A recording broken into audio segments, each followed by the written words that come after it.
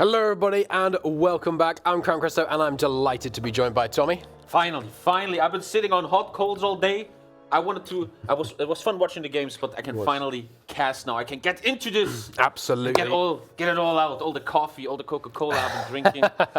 It's nice to see you again. It's nice to see you again, How's it man. been since? Been a while. I remember you often because we were after the tournament last time. We were in a bar, and I lost somebody stole my head. Can you believe it? And I didn't have a head, and he gave me his head, his Speed 5 head. And every day now, when I'm at home, I go out to cold Germany and wear the hat you gave me. Oh, that's nice. That's nice.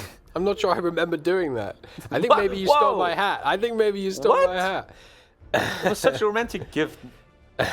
Anyway, gentlemen, we have to un- and resub the mod real quick. There has been some technical... So we have now got the fix. We hope. But it's okay, because if we don't have the fix, I'll have a whole new person to commiserate with when we're on camera. We can talk about how you don't remember my romantic hat story. Yes, we can. So, that first game, I assume you were seeing what was going on there. I mean, Seemops not looking so good, obviously, with managing to come down there and manage to lose what looked like was going to be a very successful run, but we'll see if he can manage to turn things around this time. Our players, though, all still friends and managing to still managing to stay friendly, keep things going okay, and we're going to be able to hop in and do it. So we are going to be playing. We are going to be playing again on the Across the Rhine map, which is one that we haven't seen taken to its conclusion yet. And Tommy, I'm very curious what your opinion is in terms of the relative balance of power in this map. I think the Rhine map is so interesting. It's the first map we have in this tournament that is big scale, big front line. It's not just the small front line and the logistical issues of North Africa, and it's not the island hopping Navy type of game in Southeast Asia. I think that's very interesting. I think it's also real Hoi 4. You have a front line, people battle it out, they micro each other out. That's why my favorite map at the moment is the Across the Rhine map, and it's so interesting to see what they are going to come up with here. Absolutely. If you could. Okay, we're just at the moment. There we go. We updated the mod. We fixed the issues. Big shout out to a certain person that fixed the mod here. We know you're watching. You're beautiful. And now it's going to work. We're going to connect to the game. And look at this quality. We can look at the players. Look at these beautiful men. They are ready to put it all on the line. And after that, drink a beer together. Especially Seemops, who loves beer. We were in a bar yesterday, and he was looking at me all the time. Tommy, beer. And look at him now. Now he's winning games. That is the German style. He's ready. Look at him. That's all it takes. That's all it takes, really. Let's see if I can get my mod map page to work properly here, but we'll get in there. So, of course, across the Rhine, what we've seen so far is it's very difficult to prevent the Allies from taking at least Amsterdam. And once they've got Amsterdam, they find themselves in a pretty strong position to be able to then launch that attack on Cologne, because of course Cologne, their side of the river. Now Amsterdam, difficult to attack. If the Allies have naval supremacy, it can only be attacked from one tile before you cross the Rhine, puts it in a pretty strong position. I mean, it puts you in a very challenging position to unseat, really, once you have Amsterdam. So what I'm going to be curious to see is, are we going to see, there's two main ways to shake that up from what I can see. Number one, a meta play where you try and run against the Allied Navy. Now, that's not an enviable position to be in. Trying to fight the Allied Navy is very, very challenging, obviously, and you find yourself in a difficult spot. Presumably, an Italian army play would be the only way that you could plausibly try and do that. But we'll see what our players come up with. The other option would be not fully going for a naval connection, a naval battle, but actually going and attempting to push your way in early, right? So the only way to do that probably would be to try and engage the Allied Navy somewhere that is not blocking that strait, and then you can cross it, right? Because if you can cross that strait from the north, you can get an early fight, but it's so risky because with that attack coming in, you're going to find yourself in a very difficult position in terms of being able to resupply if you ever find yourself having, more more resistance than perhaps you bargained for. At the moment, we still have some issues here connected to the game. Oh, you connected? There's a password? Yes, there is a. Can you there put is it in a my keyboard? password, certainly I can. There you go. There we go. go. We are in. Oh, We fine. are in. I'm feeling the long heat. last. We can do it. I'm we can feeling do the it. heat. Activate observer mode. I'm ready, boys. Okay. Seemops on the Axis. Golden on the Allies. Okay. Game number 2. 1-0 Seemops. So far. So, of course, Golden now needs to win both these games in order to be able to carry it forwards. In order to have this game continuing, the only option will be for a complete sweep from Golden here. So, of course, as you were just saying, Golden in the Allies, switching it up from last game. And we're going to need to see him making some serious plays. So far, this map to me seems geographically very slightly Allied favored. What do you think? Elaborate on that. Why do you think that? I think this because it seems so difficult to stop them getting Amsterdam. If we could come to the map screen here and let me show you what I mean on this. So if you can come to Amsterdam early, it seems very difficult to stop the naval invasion from seizing Amsterdam. At that point, it's the enemy that has to cross the Rhine, because you just have to take Cologne. And Cologne, obviously, your side of the Rhine. So really, it feels like the Allies have the capacity to put the Axis on the wrong side of the Rhine, at which point they find it more easy to push in here. Now, of course, Cologne, a difficult province to take. It means that you're going to need to, because the Axis is likely to be the ones that get Cologne to start with. So you do have to play the offensive, but playing the offensive on your side of the river, to me, is very, very valuable. Let's take a look at Seemops' early plays while you tell me what you reckon about the balance here. I've seen the guys practicing for 2 days straight. I've been playing them out myself, and I think we're going to see a Russia versus a Germany here. And the interesting thing about Germany is you end up with 2 mechanized, motorized divisions, rather, that have 16 kilometers per hour speed. So they can rush into Cologne, Amsterdam, and then maybe you can entrench them, build a defense, get a little rush going. This is all so new that we still don't know what builds are the guys going to come up with, and they will show us what they think is the best thing they can do. Seemops, you're thinking 10 mils on guns is interesting. Probably a 10 with spam, and then around that he's going to build his build. Very similar on the Allied side here. If we take a look, we can see, yeah, exactly 10 on weapons, Very 1 equal. on artillery. But what we are seeing, interestingly, from Seemops, again, is a little bit of truck production. I wouldn't be surprised if we saw some more 2-width trucks, just trying to zoom in there at best possible pace. But the other thing I've been dying to ask you is, look at this. Rapid industrialization. Both of our players, all of our players so far, have really centralized around the idea of going for this early industrialization focus, which is so different from last time. Yes. What do you think about that? Why has that evolved? Talk to the meta. As I was talking to them and looking at them, it became crystal clear. If we look at the research, here, this is how I switch. They're starting with heavy MGs and survivability studies. Okay. So it tells them in the beginning they have 90 days until they're going to really build a plane. Got it. And in these 90 days, they realize I don't need to rush my army XP, aka my air XP, right here. Yeah. In order to design my plane. I have some time. Why not get the 2 assists real quick, and then I go for the air XP and design my plane once survivability studies and heavy MGs are ready for the plane I actually want to design. Interesting here, we've now seen armor train. People are getting scared of logistical strike now. Yeah. They want to prepare for it. And as you know, Chad, armored trains are much, much better at defending logistical strikes from CAS than normal trains. Absolutely true. Absolutely true. So it's because they have that early 70 days, we're thinking, that means they're more able to do that. I mean, the thing about that is that they're not just going for the first 2 and then switching off. Maybe that's what you've been doing. They're doing all 4. Oh. Very consistently. They changed the meta already. I was just sleeping one night.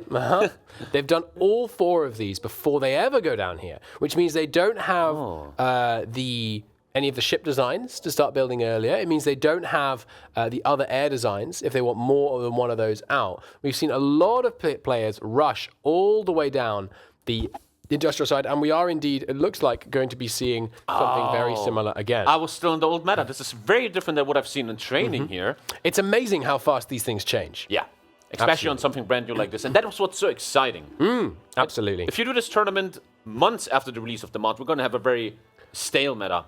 And That's why we're going to keep changing things up. It's also interesting to see Seemops playing the game while explaining to his invisible friends around him how to play the game. This is some next level stuff we see right here. Absolutely. Absolutely true. So you're saying you expect to see a Germany versus Soviet. Talk to me why that is. I've seen it in training a lot, and it comes down to the tanks. The German tree, especially the tree Panzer Group West, gives you that beautiful 32 with, I think it's a Tiger tank. Yeah, Panzer 6 Tiger Ausführung E. And that's what the people want. And then the counter to that on the Allied side is the Russia tree, the 5th Guard tank tree, which gives you a mechanized division, which also has medium tanks in it. And then the big boys, the 2nd Tank Corps, the 32 with heavy tank division. And what I felt yesterday as I looked at them training and playing myself is if you don't get these tanks, you are in a disadvantage.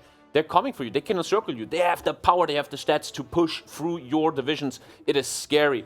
And I would be surprised. I mean, I've been wrong here 5 minutes ago. I would be surprised if we see a different build. I mean, I will err with you. I mean, those are the picks I would make, I have to say. But, you know, one thing our players are good at, very good at, based on last time, is surprising us. They come up with shifts, things move around. I'd be very curious to see if they maybe went with some air-based stuff that could be, because, you know, the checking tanks... the Commonwealth. He is. I was seeing a lot of Spatula looking at these trees once the clock's already ticking. He has had a few days of practice on these, but there's always more to learn. You know, we could aspire to that. We can aspire to that kind of attitude, I think. He's not resting on his laurels. He's aware there's always more to check, always more info to keep track of. And it's interesting, these guys have been looking for 2 days. They have been nothing else than training this map. And he's still looking at things, which is interesting. You never stop learning. They keep going. They look for the right tactic. Ooh, and did you see that? He's actually gone for the cryptology department really early. So previously, there was lots of passive defense coming out. Now he's gone cryptology. So it looks like he's going to run for that decryption, seeing if he's going to be able to get that done. So he's obviously at 635 right now. If he gets the extra 25 here and then the extra 10, he might find himself able to get that done probably 2 or 3 months into the war, I think. That's pretty fast, but it's not super fast. I'm wondering if that's going to be the right play, because he will find himself, of course, coming under heavy spy attack, no doubt, from the other side here. Interesting, look at that. Yes, so the meta evolves. They're both going for the radio interception group, trying to get that decryption going, worrying about passive defense later, or perhaps not at all. We were just on the couch with the players discussing this. Do you want to invest that many civs into the cryptology department? And it seems the answer is yes, as he's explaining here again to himself. You invest a lot of civilian factories into this. And if we look at what exactly the bonus does of the encryption, is it worth it? Let's take a look here. Invasion penalty, maybe not so interesting. The planning speed, 15% defense bonus for 30 days, if well used. It's only 30 days. That can be very strong. The breakthrough bonus, 15%, very strong. The cipher bonus is a nice little help. But the 50% defense and breakthrough bonus, I think, is what is so interesting here. Partly, but also it's worth noting there's the passive bonus. Now, the 25% interception mission efficiency and the air detection up really helps, especially when you're being hammered with those constant logistical strikes, when you're really suffering on that. I mean, it does help a lot to be able to have that little bit of extra interception, keeping your ever-precious trains alive. Now, on a production side of things, let's take a comparison here. So we've gone for, again, a heavy infantry build coming out of Seemops. We've got some fighters queued up. Let's take a look at that design. I know how you love to comment on their designs, and it's one you're going to like. Interesting. He does not go for any bonuses here with armor, better seats, or tanks. Worth noting, he doesn't have the air experience yet. So I suspect this plane is a work in progress. That could be. We're going to see the end result soon with the heavy machine guns here. That seems to really be established meta at this point. Let's take a look at the Germany, at the Allied player, what he is designing here at his planes. He just finished his researches for it, and we see Not yet. Nothing yet. The researchers are done, though. He has his survivability studies and the heavy MG. I think he may have picked on the Golden over on the Allies, picked his advisor a little bit later, meaning he doesn't have the air experience yet to get that design done. And that is the little tweaks that makes a difference, maybe. Oh, yes. The Every Germany little player tweak. is already getting production efficiency on his planes now where Golden doesn't. And that is the first small steps that later, with the butterfly effect, end up with more air on the German side. It does. It could well be. In terms of air from focuses, assuming we're right about what focuses they do take, we are going to be looking at not a whole lot of air from the German focus tree. Is there, in fact, any? There's 100 cast on the Jericho? The one below that? No. No, there's not. Not. No, there's none, I believe. None, yeah. Meaning that we are going to see more of an advantage coming out here on the Allied the side. updates that we talked about. His design is done. Here comes the production. Yep. And he's going straight for cast, though, not fighters. Interesting. This is something we've seen from Spatula before. He likes to build just mostly cast. Really a token fighter detachment on top of that. And now I got some secret information. We're just talking about this on the couch, and I was wondering, guys, why is he not doing air? What is this doing? And here's the point why Golden is trying that. There's different air zones. There's not just one air zone anymore like in North Africa. Where this build could be considered a mistake with the cast, there's now more air zones. And his plan, I think now finally I can reveal this, is to switch the cast around quickly so he doesn't have to protect the cast as much. Okay. Is it going to work though? I don't know. Hit and run cast strategies, less effective than they were a few patches ago, because of course now they need to build up some of that mission efficiency once they arrive. But what you want to do with as with many competitive games, make your enemy do the micro. Make them be there. Make them have to micro it. Because with that bouncing around, going Benelux, Western Germany, it's really going to make them struggle, because of course it means that Seemops is going to need to not just be focused on, okay, can I hold Cone? Do I need to push Dusseldorf? Do I need to come down here? How am I going to be able to focus on that and naval invasions coming at me? Because we are likely to see a naval supremacy. Now, that's a good point, actually. I need to see, and here we go again, yes, we did see straight down to final arms on both sides. Not a hint of a focus beyond that yet. In terms of troop deployment, we've just gone for the 12 widths so far, none of these cavalry being deployed. Meanwhile, exactly the same over here, both players content to just let things build up. Seemops is going with deploying a lot of troops early, whereas, I mean, look at this. Golden, not a single troop in deployment so far. Maybe he knows he still has time. Coming back to the cast issue, yeah. I wonder though, if you want to micro your cast this fast, if your enemy has 200 planes, 100 in the north, 100 in the south, this is not really going to help much anymore. And I personally only see a little advantage here for Seemops. If he can provide enough fighters that intercept this cast, the cast is just going to be utterly nullified. And all these investments are not going to give him any value here in the end. I think there's definitely a risk of that. The question is, when do you... I think with Sonnenblume, we've seen that the only time that map is won is at the end. Right? That's the only time the map is won. Whereas here, we might learn that actually this can be won faster. Yeah. And if you have a lot of cast dying fast, that doesn't matter if you win. Yeah. We could see a capitulation push. I mean, it would be a real upset, but because there's so much good supply and it's so much of a shorter distance, bit of an upset here. What do we have here? Ain't no Russia today, boys. It's the Commonwealth. He was looking at it, and there it is coming. Is he going for what Mitch talked about, the strong Canadian build? Is he going for the Commonwealth itself? He will. It's the Air Corps with the 200. It's the big one. I mean, there's all the fighters he'll need for at least the short term. That is true. This could be very intelligent. I'm not building any fighters. I get the 200 for my focus tree. Yeah. I just focus on my cast. But as you just were talking about, this makes the build of Golden a very rushy build, an early game build. The more he loses these 200 planes, the more the cast is inefficient, the more the Germany pick, Seemops is going to get stronger and stronger in this. Although he will have this anti-tank bonus. 200% bonus research for anti-tank and a 10% discount, meaning he'll be able to pull in a bunch more of the anti-tank so that he'll be able to try and counter it. But of course, we all know anti-tank is all well and good, but in the end of the day, tank wins. Yeah, even if you pierce them, they're fast. They can surround, they can encircle. People should never forget how micro-intense, especially this map is. Many people theory craft, they look at tactics, but in the end, encirclements matter. Breaking through matters. This really is the most micro-intensive map, I have to say, I think. I think well, no, that's not quite true, but there's two different kinds of micro. Here, the micro has to be incredibly consistent along a long front, whereas over in the east, which we'll get some time to play with later, we have a much wider map where it's across lots of different simultaneous fronts. Whereas here, the thing is, though, often there's a flurry, as with war often, there's short periods of activity, right? We're likely to see frantic micro early on. As people push to the Rhine, as people try and take up these positions as best as they can, that's going to be frantic. But then it becomes down to pushes often, just these three tiles, it can become quite simple. And if it becomes simple, of course, that advantages whoever is struggling more, that is to say, with their micro, which is likely to be someone trying for a Cass bouncing around, because of course we're talking about how difficult it is to counter Cass that bounce around. It takes micro to bounce them. I mean, exactly. And it's so interesting. You just talked about anti-tank, and I wouldn't have thought I'm going to see this today. Improved anti-tank.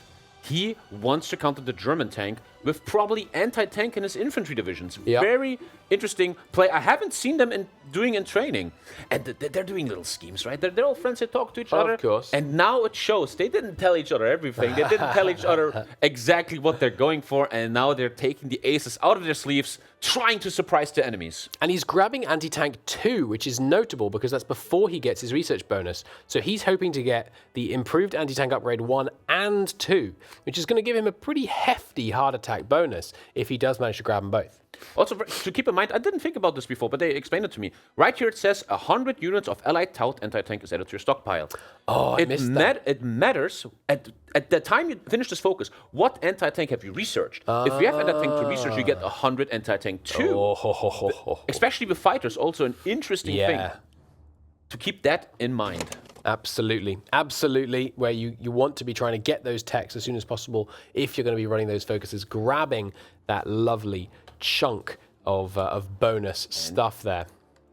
And in terms of production, we are seeing, just full Cass, full armored train, keeping it very simple. Meanwhile, over here on Seemops, we're seeing something a bit more complex. We've got a bigger mix, a bunch on fighters, way less on Cass. So we're essentially fundamentally going to see half as many Cass coming out of the Axis. And half as many Cass, I mean, that's a big reduction. It's certainly a big reduction. You can often do as much damage, but it means they're going to last a lot less long because the numbers that will be being shot down by those 200 free planes from the Allied focus tree, really going to be starting problems, Let's take a look. We have started to see, up to 20 width with support artillery, and keeping the 12 widths around, but it looks like he's going to be rocking this 20 width for now. Meanwhile, over on the Allied side, because of course he's done his focus, he's got his armor division here, some medium, some light. It's a very low AUG tank division. That's interesting. Only 19 with just 2 motorized infantry in here, and he has got paratroopers. I wonder if we're going to see another paratroop play. There's the naval invasion, very much typical. This is what we've seen, so far. It looks like we're going to be having a quite similar game to earlier, which is good because honestly, I want to know how that story ends. Yeah. Can you hear this? I can hear the Thomas the Tank Engine intro because someone is going for a railway gun here on the Allies. A very interesting move. That's going to cost him 5 mils and a lot of time to finish that, but it's a 10% modifier on a lot of battle stats. He's getting the railway gun. Is he going to do 1? Is he going to 2? We're going to find that out. They're hard to make, but he's taking the risk to do them.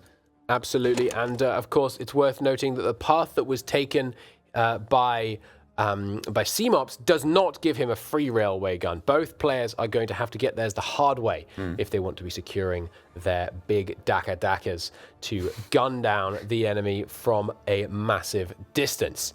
Now he's going for that air core, there's an air wing, no big surprises there, and superior firepower, of course, very much the meta pick so far in the tournament and the previous tournaments so far. I mean, that soft attack is very, very, very hard to turn down so far.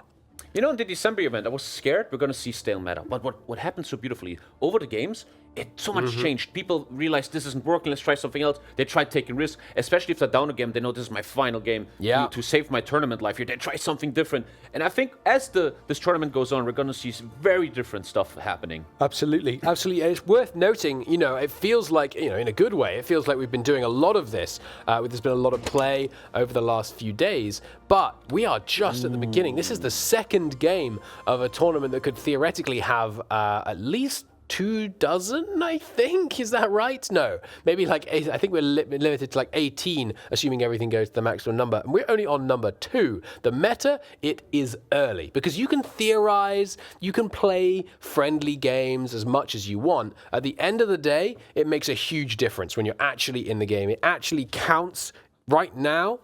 Golden is fighting for his life, and that's when you come up with the new strategies at a breakneck pace. And when you fight for your life, you don't want to face flamethrowers, and we have flamethrower tanks or being built by Seemops now. That is a great counter to the soft attack that he's going to face here with the artillery. And he's not going to take that naval invasion lying down. He is assigning ships to raiding. He's got his whole fleet starting out. That's what I want to see. I don't want no passive Axis player fleet just sitting in Kiel. He's going for it. How much time do we have left? Only 1 month. And trust me, chat, I played this yesterday. This time is over quick. You think you have time. You think you can build up. 1 year goes fast on speed 4. Extremely. The time's against you. This is a fast game mode. And once again, the war's about to start. The railway gun is far away from being built. If you look at the front line here of Golden, we see the infantry. The problem with the Commonwealth is you don't have the tank. And at the moment, this is interesting.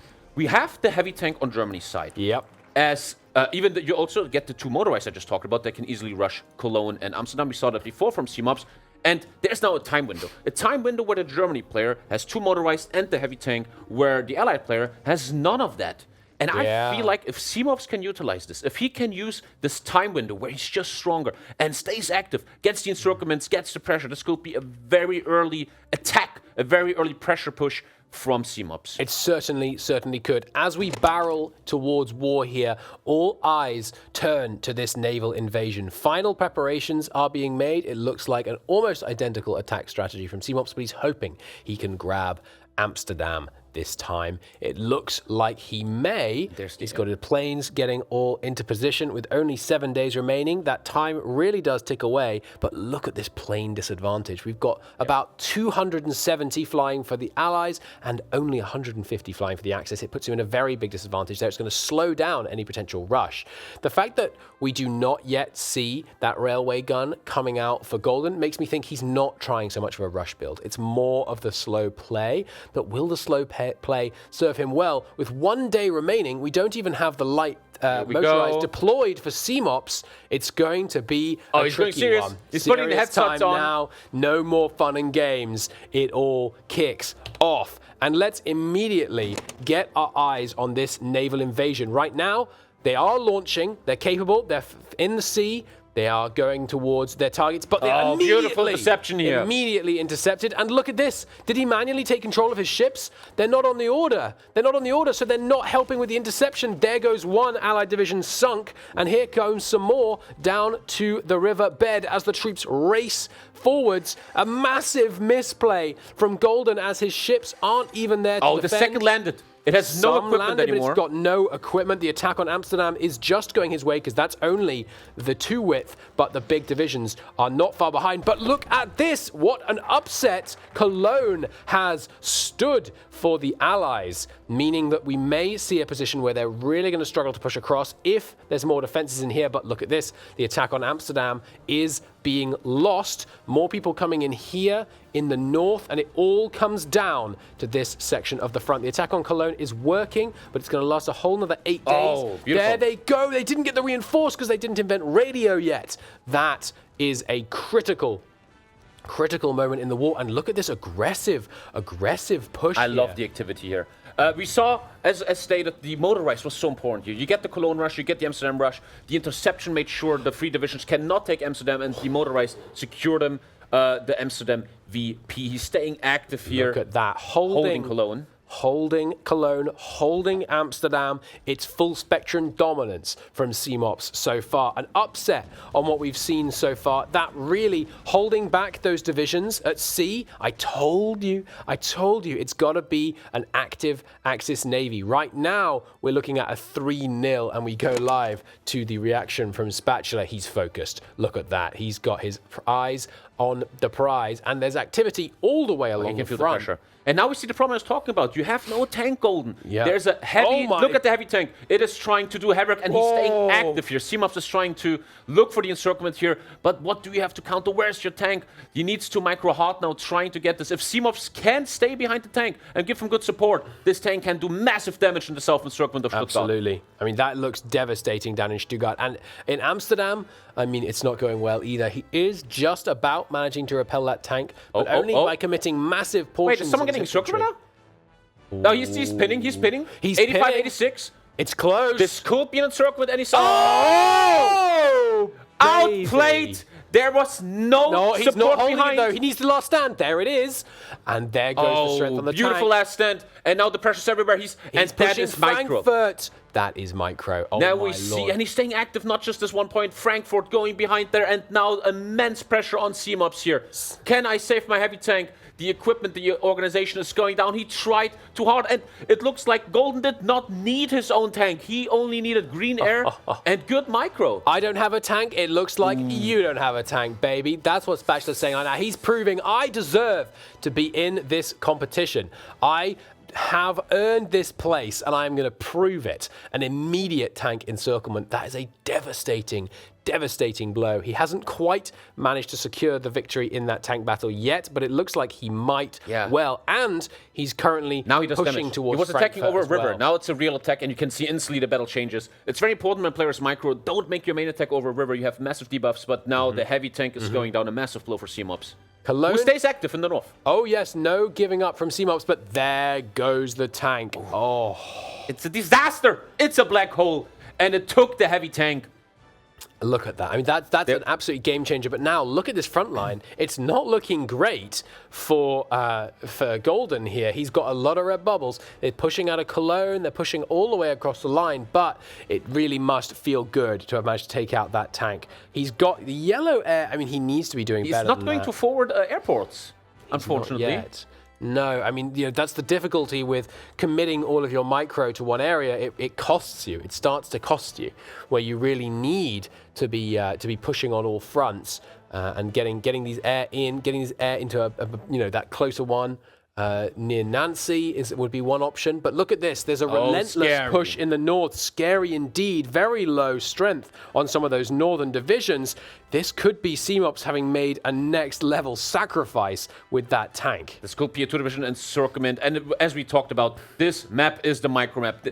I can smell the sweat from here down from the basement. These guys are active, and there's no more talking. They are not looking at each other more. They are active now. And whoever stays more active must this year with the kill. Takes down one division. These are good divisions. This division has... No, it's not a good division. It doesn't have shovels or artillery in itself.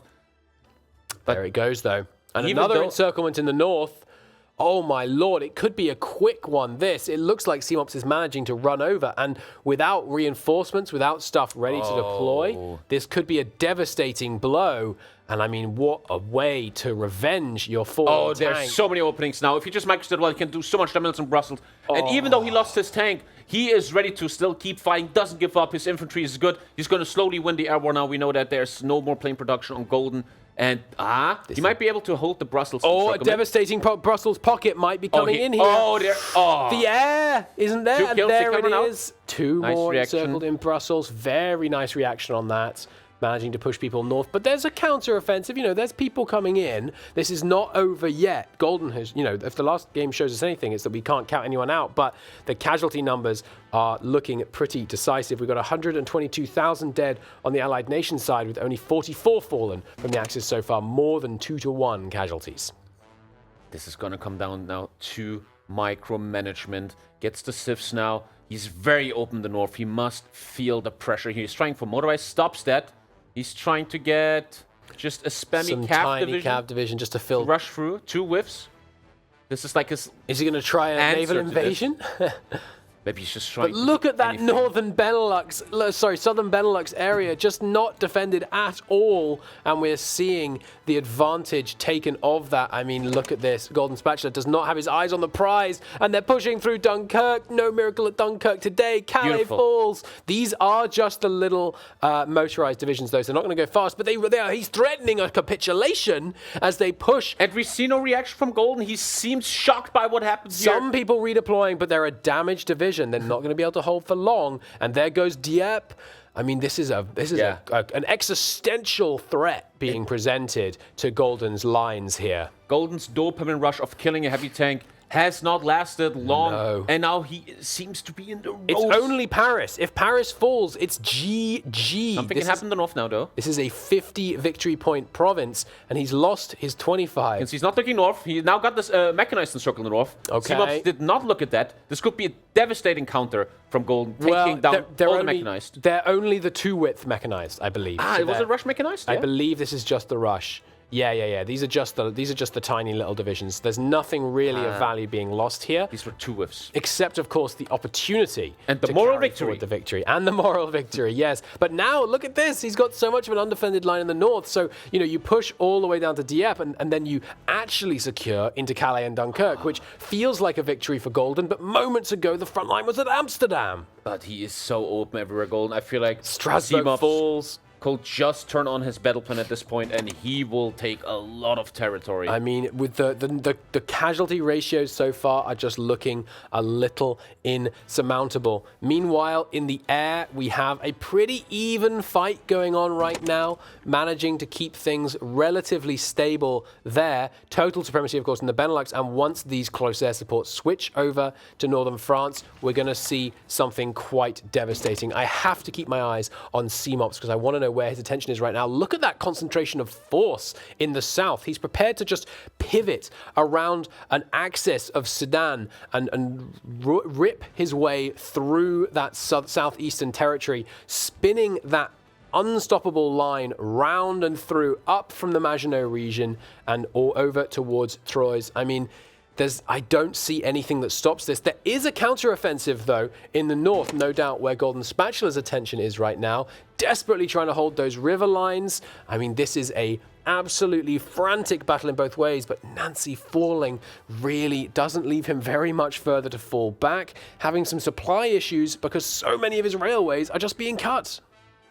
And as time goes by, Seemops is just taking more and more territory. He has so many openings he can use. He is slowly bleeding out the Golden Spatula here, and he is getting closer and closer to Paris. It is beautiful to see how the losing of his special division, his hero, the heavy tank, didn't phase him at all.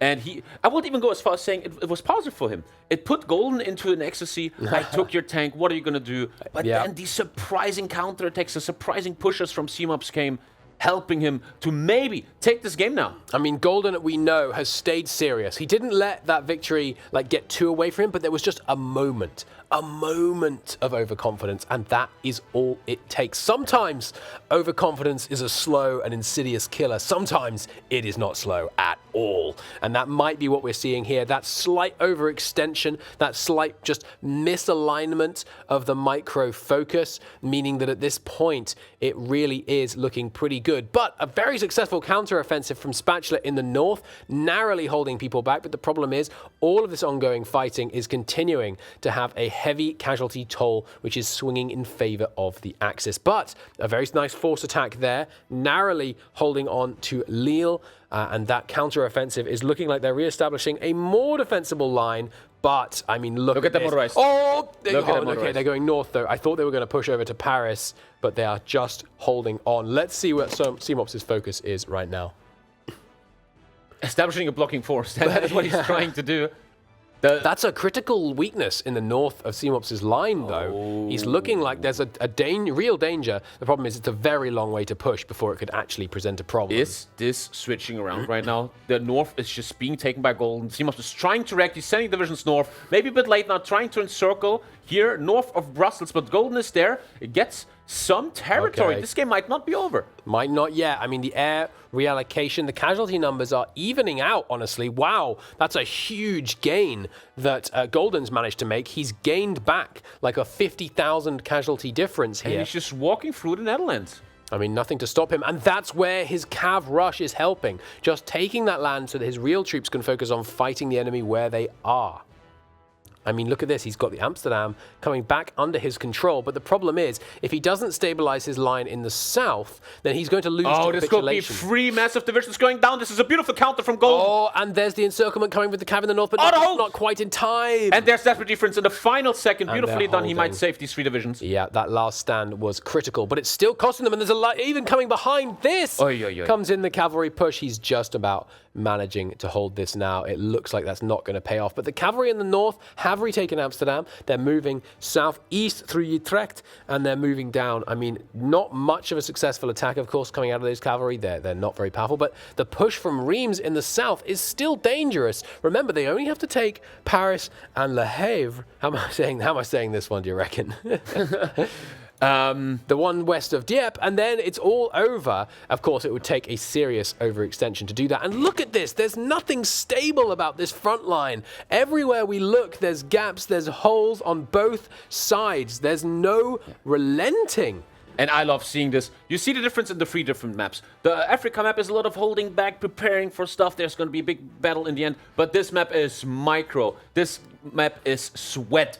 And whoever wins the sweat war is going to take this map. And it's going back and forth. This is beautiful Hoi 4 we're seeing here. Everybody's trying his best. I can't believe that it hasn't gone decisively in one way. Look, the size of the holes in these front lines, the forces behind these pushes. It's amazing to me that these players are so evenly matched that they've managed to hold this even this long. It's a heck of a sight to behold. And think what the difference a tank could make you. What if you don't lose a heavy tank? What if the allies have a tank build, right? I mean, maybe we were talking about overconfidence. Seemops, maybe he thought to himself, I don't need that tank. I can afford to have that tank bog them down in the south while I initiate this big push. But look at that. A serious counteroffensive is now beginning in the north, and it looks like there's a very real risk of an encirclement of some of these allied divisions. Only 2 of them here, but there aren't many left. And there is indeed the encirclement, and the push continues from both sides. This is a bloody and a dynamic conflict. Nice kills in the north. It is going back and forth. The casualty ratio had been brought down to only 50,000 gap between them. It's now back up to 120. A massive, massive loss in what looked like a glorious counteroffensive, but it's not only Golden being encircled. We have a very nice one of Seemops divisions encircled in the south as the air reprioritizes itself. Oh, and he's got a whole nother wing of And cast we talked to come. about this. The longer the game goes, the more Seemops is going to get air superiority. Absolutely. The 200 planes are slowly dying out from Golden, and green air everywhere. He just added about 80 cast that is going to help him in this. And I got to say, I will put my house on Seemops now, even though he's encircling Dijon. Yeah, they don't like the mustard over there. What do I have to put up against your house? How about this mug? That's a nice mug, though. The push in the north is looking like it's going to struggle to be prevented here. There's a very strong central army, but just nothing else. I mean, look at this. There's nothing there. There's nothing to stop him. He can just go through. If he stays active here, I would even almost battle plan this. The pressure is relentless. He can just take Paris and the game right now. He doesn't know, of course, that there's nothing behind those lines. He's still playing conservatively. He knows that he is facing an opponent who has the skill to deliver a powerful counteroffensive. But it looks like no such counteroffensive is coming here. A crippling blow being delivered from the north of Paris, while simultaneously attempts to push back towards Alsace are not paying off. This is green air with CAS support. Golden's CAS just cannot really do what it wants to do if the air is red against you. And they don't Paris open. And they just don't have... Paris still open. And there it is. Looks like that may be Paris falling, at which point, of course... Beautiful encirclement. This might be the wrong side. We've got the staff office plan desperately trying to power for those counteroffensives, but there goes Paris. And no serious attempt being made to rush in to take... Cherbourg and but look, he keeps trying. He spawns the 2 cavalry. These people do not give up. These men are fighting it out Every step. It takes a lot of courage to keep fighting like this. But look at that. There's now no train connection between the massive bulk of Golden's army and the capital over there in the west, meaning that he's going to find himself in a devastating position. And look at that. It's an encirclement now. The whole Dijon area is being entirely wiped out. And he has activated his decryption bonus for this final offensive here. Paris was liberated, but very, very temporarily. As the attacks continue here, it's going to fall once again, and this really looks like the end. That was 25 minutes of incredible micro from both players. The back, the fourth, and the death blow. I can't imagine what they must be feeling right now. The emotion of getting that tank and having it all torn away from you. Well, the thought emotions like this are possible in Hoi 4, and GoldenSpatula deserves all respect. He tried very hard to counter this. Unfortunately, he's renaming himself after this to Copper Spatula, but he tried his best. But I love there is the end of this. I gotta say though, how great by Seemops to lose the heavy tank and just come back like this. Keep on coming. It was incredible. I mean, he's got to be feeling good. The very first winner of Commanders in Conflict Season 1. He can be proud of himself. He can stand tall. It's Seemops, the very first to win with 2 clean victories, both convincing, very convincing. In the first one, he had a plan, he executed. In the second, he had the micro where it mattered. He knows that you can lose a battle, but you still carry the war. Beautifully done. Golden looking a bit devastated there, but he's going to learn from this. It's going to get better. Absolutely. And what a beautiful game. Once again, as a Hoi 4 fan, nothing boring at all. Back and forth action. This game is ready for esports, ladies and gentlemen. And we just saw it right here from these 2 beautiful players. We absolutely did. It was really quite inspiring. The level of concentration, it was only, I mean, it was 25 minutes of war, right? That's what we just saw, 25 minutes of war. It felt, at times, it felt like it had just started. At times, it felt like it had begun an hour ago. The speed of the players going back and forth, the push, the counter thrust, the encirclement, it's what we're here for. It's what we're all here for. And whoever is Seemops' next opponent must be sitting somewhere watching this and understanding Seemops is not to be taken lightly. Absolutely This guy knows what he's doing, and a great war is going to be ahead of us there. Absolutely, absolutely. And to hear a little bit more from our hosts, and of course, the newly victorious Seemops, we will throw things back over to the studio. We'll be with you later on for another round of some intense Hoi 4 micro. See you then. Okay, I mean, that was stressful for me. I know that was stressful for you, Mage. But more importantly, how was that for you, Seemops? Like the first map, you know, since it's just like a 2-tile wide front and you need to build up supply a lot, so it takes a long time. It was like very chill. The second one though was fucking intense. It's like both players, I don't know what kind of divisions he had. Yeah, I think they were similar to mine. Both players with like 40 divisions on this big of a front. You know, there's a lot of holes being created everywhere, especially I think he did the same thing as me. We both microed all divisions ourselves. We didn't have a front line, which would have helped, I think. If I did it, I think it would have helped. It's just like a lot of divisions with a lot of holes in the front line. It's just so much potential for snaking. And then you saw it when I drove in with some of my units or with my motorized divisions. I just went around him and, yeah, forced him to look there. And then did it in multiple places. And then at one point he's going to make a mistake, and that happened. Yeah, you're heavy tank, so it pushed forward. You should have heard the cry from us upstairs. We were all sat around the sofa watching, and then we suddenly went, "Oh no, the heavy tank!" Because we thought you were going to get the encircle around Stuttgart, and then suddenly the tables turned. But for some reason, it really didn't matter in your play. You ended up getting a micro push through. But how were you feeling in that moment? Like, I knew that, you know, my build was not about the tanks necessarily. It was more about like the air and having a lot of units so I can out-micro the enemy, which worked. Just the fact that I lost the heavy tank, I got too greedy. I ran out of supply, but I thought, okay, maybe 2 more tiles I can drive before I run out of fuel.